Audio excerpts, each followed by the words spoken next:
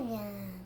And today I did Little Miss Busy. Before I read Little Miss Busy, I had a partner. My partner is this. Many people believe it's a crayon, but it is eraser. Little Miss Busy by Walter Harvey. Little Miss Busy loved nothing more than to be hard at work, keeping herself busy as a bee. In fact, busy as a hive of bees. Every day, she would get up at 3 o'clock in the morning. Then, Little Miss Busy would read a chapter from her favorite book. It was called Work is Good for You. And then she would get down to the housework. She would begin by tidying up. And the sweeping, and the dusting, and the scrubbing, and the puzzling, until everything was spotless. She would clean her house from top to the bottom, and then from bottom of top, just to make sure. She even does the bread and pushes the butter. She wasn't happy unless she was busy working. And she didn't rest all day long, not for a minute, not even for a second. Oh no. From 3 o'clock in the morning until after midnight. That was until last Monday. Little Miss Busy wasn't up at 3 o'clock. She wasn't up by 6 o'clock. She wasn't even out of bed by 9 o'clock. Why? She was ill. Oh, Clemity, she cried.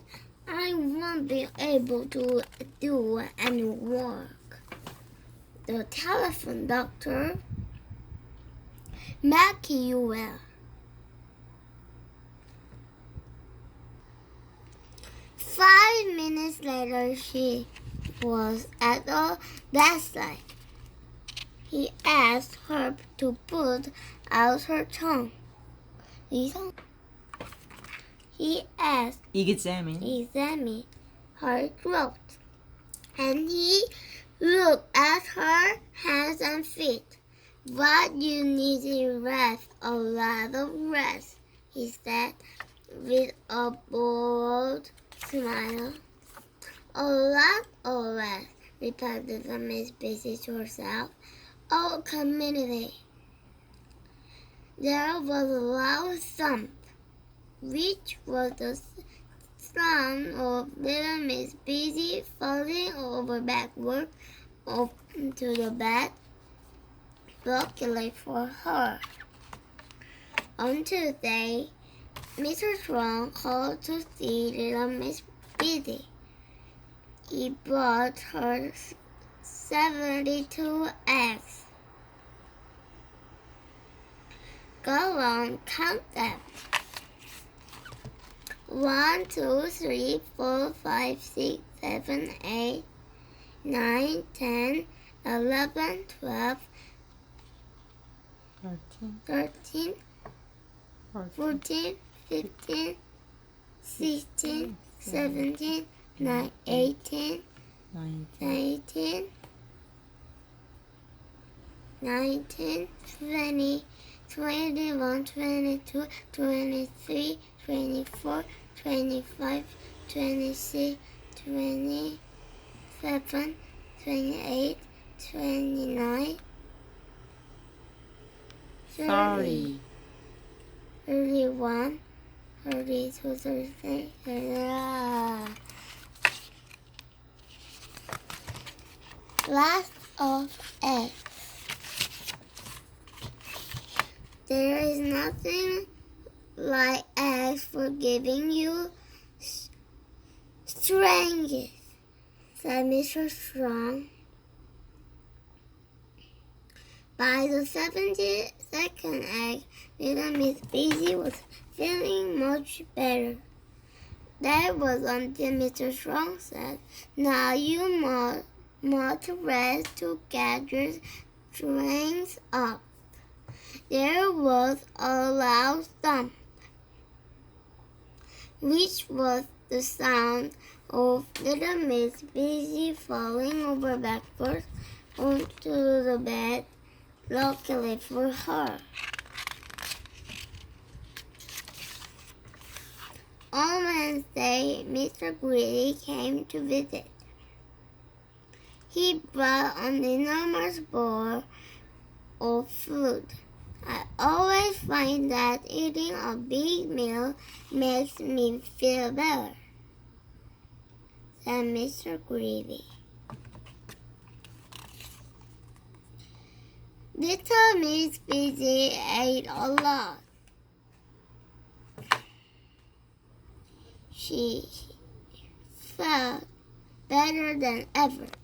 Then was until Mr. Greedy said, "Now you must rest to let your stomach settle." There was a loud thump, and you know what that was, don't you? That's right.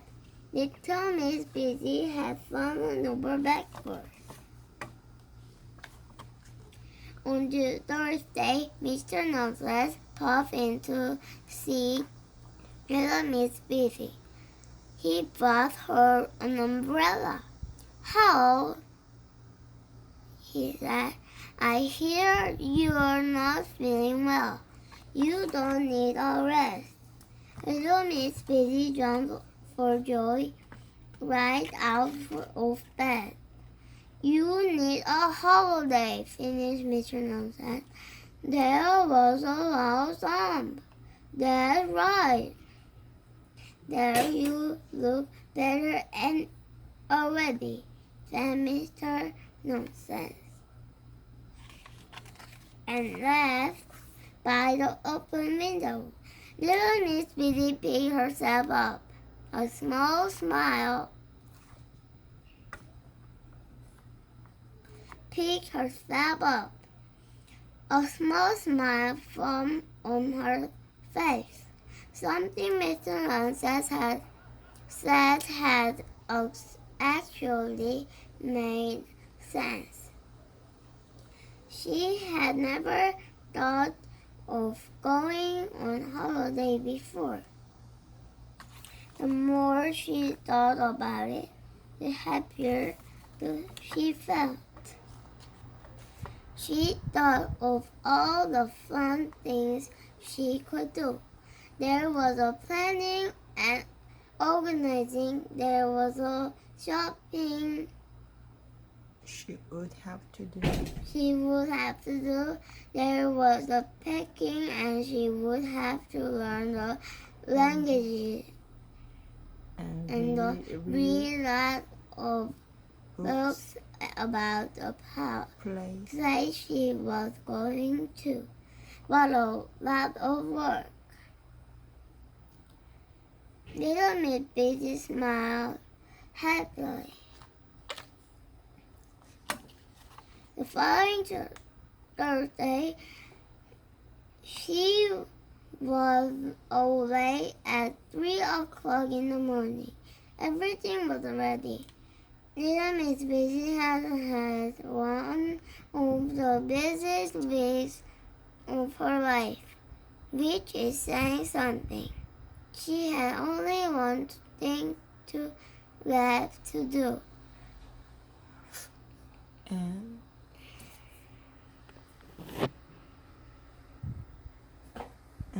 And that was to learn how to twiddle her thumb.